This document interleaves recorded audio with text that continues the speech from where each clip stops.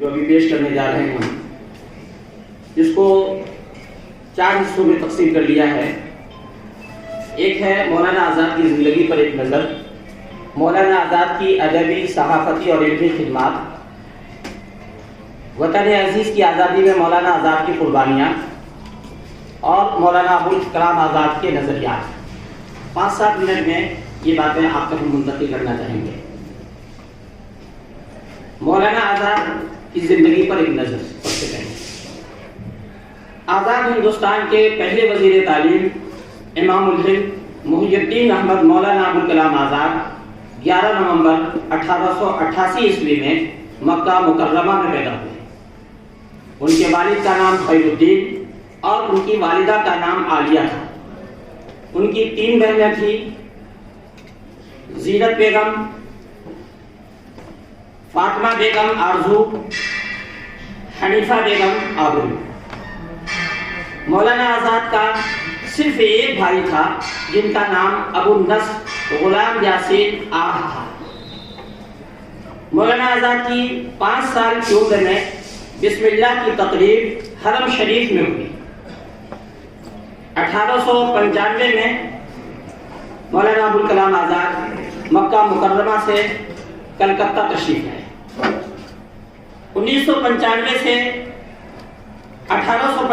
سے 1902 تک ان کی طالب علمی کا زمانہ گزرا۔ اسٹوڈنٹ لائف جیسے ہی مکمل ہوئی ان کی تو انہوں نے شاعری شروع کی مولانا ابوالکلام آزاد نے، اور اپنا تخلص آزاد رکھا۔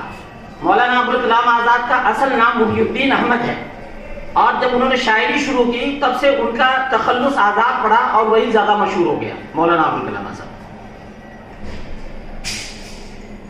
1907 میں زلیخا بیگم سے آپ کی شادی ہوئی، اور 1908 میں مولانا آزاد کے والد پیر طریقت مولانا خیر الدین انتقال فرما گئے۔ والد کے انتقال کے بعد ہر ممکن کوشش کی گئی کہ مولانا آزاد پیری مریدی کی اپنی آبائی گدی سنبھال لیں، لیکن مولانا اس کے لیے آمادہ نہ ہوئے، اور اللہ تعالیٰ نے مولانا آزاد سے ادبی، صحافتی، علمی اور سیاسی میدان میں وہ کام لیا جو بہت کم لوگوں کے حصے میں آتا ہے۔ نمبر 2، مولانا آزاد کی ادبی، صحافتی اور علمی خدمات۔ مولانا ابوالکلام آزاد بہت سی ادبی، صحافتی اور علمی خدمات انجام دی۔ وہ نیرنگ عالم، المصباح، اعلام الحق، فن الہلال اور البلاغ جیسا انقلابی رسالہ آپ کی سرپرستی میں نکلا، جس نے پورے ملک میں آزادی کی روح پھونک دی۔ اسی طرح قرآن مجید کی تفسیر، ترجمان القرآن، مسئلہ خلافت، جزیرۃ العرب، جامع الشرائط، تذکرہ، کاروان خیال، غبار خاطر اور قول فیصل مولانا آزاد کی بہترین تصانیف ہیں۔ وزیر تعلیم کی حیثیت سے university education commission, secondary education commission, all India council for technical education, institute of higher technology اور یونیورسٹی گرانٹس کمیشن کا قیام مولانا آزاد کا ناقابل فراموش کارنامہ ہے۔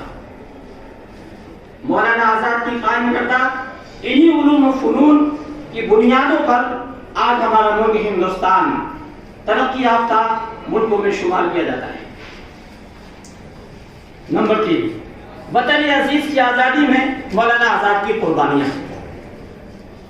جدوجہد آزادی کے لیے مولانا آزاد نے کبھی بنگال میں پیراونچل کانفرنس تو کبھی شملہ اتحاد کانفرنس میں شرکت کی، اور اسی مقصد کے لیے کبھی احمد آباد تو کبھی لاہور میں جمعیت علماء ہند کے اجلاس کی صدارت کرنے، اور حصول آزادی کے خاطر کوچنانگ کائشک، سر اسٹیفن کرپس اور اراکین کیبنٹ مشن سے مل کر اپنی آزادی کا مشن جاری رکھا۔ مولانا آزاد نے ملک کی آزادی کے لیے، خاص طور سے اس پہلو کو دیکھیے جو میں پڑھنے جا رہا ہوں 2-3 لائنوں میں، مولانا آزاد نے ملک کی آزادی کے لیے 1916 سے 1945 تک مرحلے بعد کبھی رانچی، کبھی نینی تال، تو کبھی احمد نگر وغیرہ میں اپنی عمر عزیز کے 10 سال 7 مہینے یعنی زندگی کے ہر 7 دن میں ایک دن، زندگی کے ہر 7 دن میں ایک دن قید و بند کی مصیبتوں میں گزارے، جیل میں رہے۔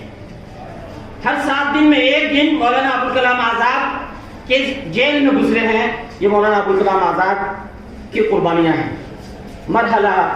مرحبا اے ابوالکلام آزاد، مرحبا اے ابوالکلام آزاد، تا قیامت رہے گی تیری یاد۔ قید خانوں میں خود رہا برسوں، قید خانوں میں خود رہا برسوں، ملک کو قید سے کیا آزاد۔ 22 فروری 1958 کو مولانا آزاد نے دنیا کو الوداع کہا اور جامع مسجد دہلی کے پاس اردو پارک میں مدفون ہو گئے۔ مولانا آزاد آج ہمارے درمیان نہیں ہیں، لیکن ان کے شروع کیے ہوئے کام اور ان کا آفاقی پیغام باقی ہے۔ ان کو آگے بڑھانا اور باقی رکھنا ہم سب کی مشترکہ ذمہ داری ہے، اور یہی مولانا آزاد سے سچی عقیدت اور قومی یوم تعلیم کا پیغام ہے۔